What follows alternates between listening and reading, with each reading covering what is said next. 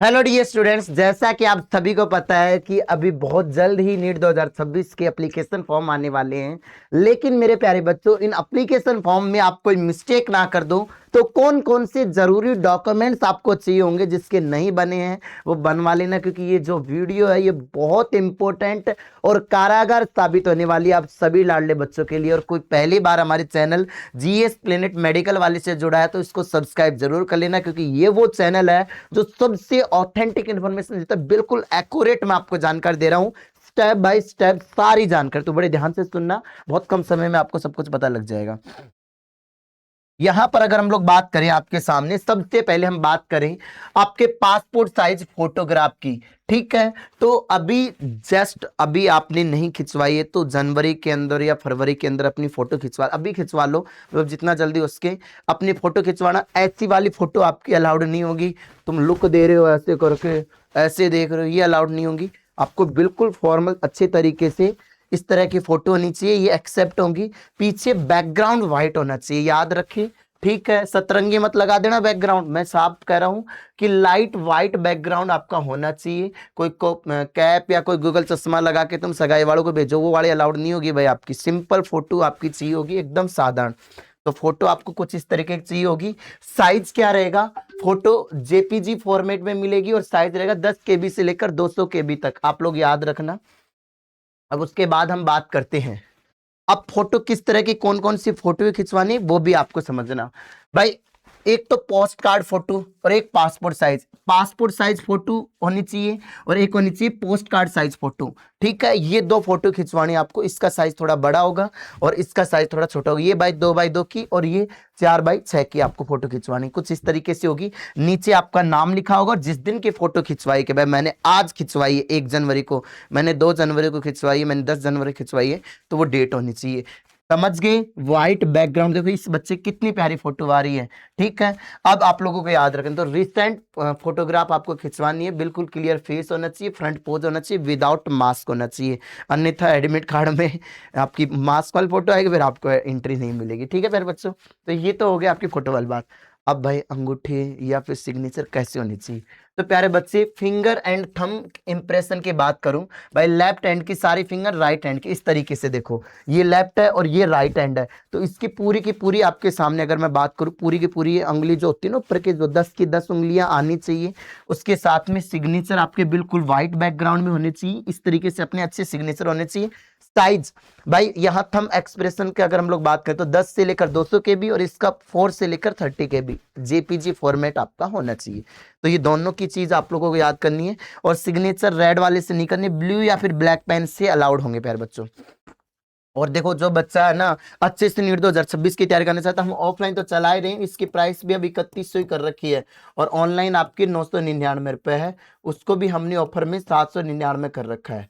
ठीक है प्यारे बच्चों, अब इसकी फ्री सॉल्यूशन हमारे इसी चैनल पर नीट का चल रहा है, तो आप इस चैनल को सब्सक्राइब करो। हमने जैसे ये 3 सीरीज आपकी सॉल्यूशन हो चुकी है, अब चौथी आने वाली है, फिर 5वीं आएगी, ऐसे सीक्वेंसली बिल्कुल 25 टेस्टों का सॉल्यूशन करवाऊंगा आपको ऑफलाइन वाला। एकमात्र ऐसा चैनल है जो ऑफलाइन के टेस्टों का सॉल्यूशन ऑनलाइन करवा रहा है, बाकी पूरे यूट्यूब पर कोई नहीं करवाता प्यारे बच्चों।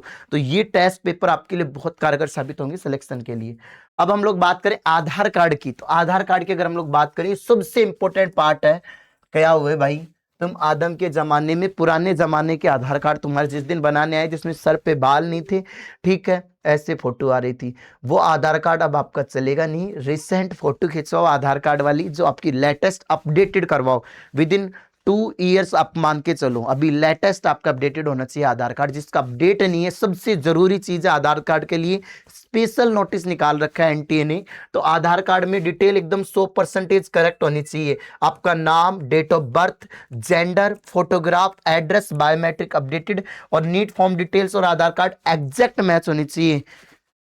इसमें जैसे आपका नाम है, जैसे मेरा नाम है दिनेश, अब मैंने दिनेश के आगे कुमार लगा दिया, आधार कार्ड में अलग है, इसमें अलग हो गया फॉर्म में, तो वो फॉर्म आपका रिजेक्ट हो जाएगा। फिर कहोगे सर हमने पढ़ाई तो बहुत करी थी, लेकिन सर हमारे एप्लीकेशन फॉर्म सही तरीके से नहीं भरे गए। ठीक है, अब आपके सामने क्लास 10th की मार्कशीट, होनी चाहिए आपके पास डेट ऑफ बर्थ। अगर आपके पास देखो 10th क्लास की नहीं है तो आपकी डीओबी वेरिफिकेशन नहीं होगा, तो वो होनी चाहिए आपके सामने क्लियर स्कैन जो बोर्ड से आई हुई है। ठीक है, 10th की तो सभी पास होगी। ठीक है, पासिंग प्रूफ होना चाहिए जिसमें नाम डेट एकदम बिल्कुल क्लियर होने चाहिए। अब उसके बाद 12th वाले अपेयरिंग अलाउड कर सकते हो, 12th की भी लागू होती है। अब हम लोग बात करें एड्रेस, एड्रेस परमानेंट अगर आपके पास आधार कार्ड है तो चल जाएगा, नहीं वोटर आईडी, फिर राशन कार्ड, फिर बैंक पासपोर्ट या इलेक्ट्रिसिटी वाटर बिल। तो अब तो आधार कार्ड तो सबका बन गया हो तो ये वैलिड है।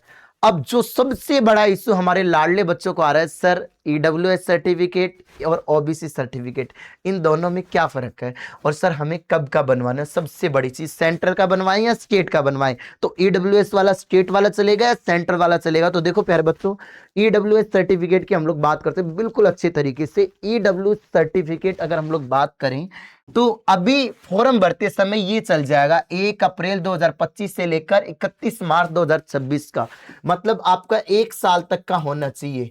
सर स्टेट का चाहिए सेंट्रल का, तो अभी आपको चाहिएगा सेंट्रल का। लेकिन जब आप काउंसलिंग करवाओगे तो दो तरह की काउंसलिंग होती है, एक ऑल इंडिया की काउंसलिंग होती है, एक स्टेट काउंसलिंग होती है। जब ऑल इंडिया की काउंसलिंग होती है, तब ऑल इंडिया की काउंसलिंग की अगर हम लोग बात करें प्यारे बच्चों, तो वहां पर आपको चाहिएगा सेंट्रल का। और जब आप अपनी स्टेट में करवा रहे हो, स्टेट काउंसलिंग की अगर हम लोग बात कर रहे हैं, तो यहां पर आपको चाहिएगा स्टेट का वैलिड, बाकी सेंटर वाला वैलिड हो जाता है, कोई दिक्कत नहीं होती। तो अभी आप ये बनवा लो काउंसलिंग के लिए। अब आप एक और सर्टिफिकेट बनवा लेना लेटेस्ट। तो जिस बच्चे ने, जैसे अभी न्यू फाइनेंशियल ईयर वाला, ये वाला तो इस तारीख को, इतनी तारीख तक वैलिड रहेगा, इसके बाद जब काउंसलिंग होगी तब दिक्कत आएगी। तो अभी जनवरी या फरवरी में जो लेटेस्ट बनवा लो, जब तो आपको इन दोनों की जरूरत नहीं, वो अब लेटेस्ट वाला ही चल जाएगा। तो लेटेस्ट बनवा लो। सेम चीज आपके ओबीसी वाले बच्चों के लिए, मतलब 1 साल के लिए। तो ओबीसी वाले हो, ईडब्ल्यूएस वाले हो, विद इन 1 ईयर का होना चाहिए आपका। जिस दिन जैसे काउंसलिंग करवाओगे उसके 1 ईयर का, और अभी फॉर्म भर रहे हो तो 1 ईयर का वैलिड होगा। तो बनवा लेना, अन्यथा दिक्कत हो जाएगी प्यारे बच्चों। ठीक है, अब एसटी एसटी वालों के परमानेंट है, फिजिकल हैंडीकैप्टेड का ये चल जाएगा आपका। और अगर आपके पास सीजीपीए है, मतलब 10th क्लास में सीजीपीए सिस्टम है, तो वो भी आपका लागू हो जाएगा सर्टिफिकेट आपका। ठीक है, तो ये आपके डॉक्यूमेंट्स की वीडियो थी। रियली में आपको लगा कि हाँ सर हमारे जो डाउट्स है वो दूर हुए। फिर भी किसी बच्चे का कोई इश्यूज रहता है तो कमेंट बॉक्स में कमेंट करना, मैं उसका रिप्लाई करूंगा पर्सनली, ताकि आपका डाउट ना रहे। और हमारी चैंपियंस टेस्ट सीरीज से जुड़े, जिसका सॉल्यूशन यूट्यूब पर चला फ्री ऑफ कॉस्ट, बहुत अच्छे लेवल पर प्यारे बच्चों। ठीक है, जय हिंद जय भारत, वंदे मातरम। लवली स्टूडेंट्स सभी बच्चे कमेंट जरूर करें। ठीक है, कैसी लगी वीडियो?